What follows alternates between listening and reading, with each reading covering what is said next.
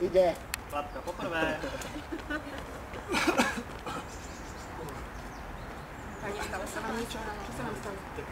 Taký tlak na... Posadte sa, pomaly. Poprite sa. Máte nejaké zdravotné ťažkosti?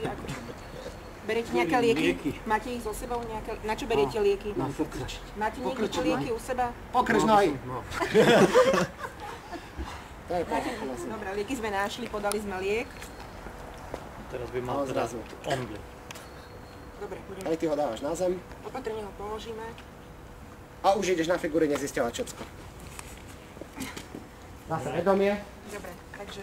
Vedomie. Bez vedomí. Aha, počkaj. Páni, počujete ma? Zatrapezový sval. Počujete ma? Nereaguje. Nereaguje, čiže skontrolujem ústnu dutinu, hej?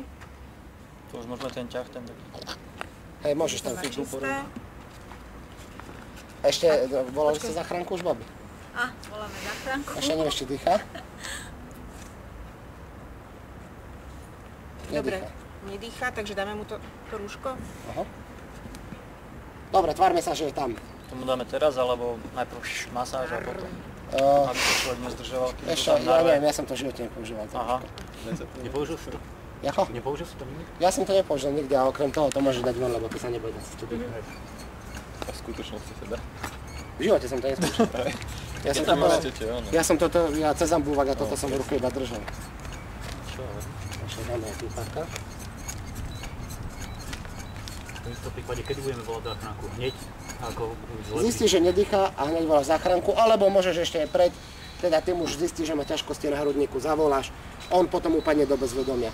V tejto situácii je to jedno, ale rozhodne pred resuscitáciou treba volať.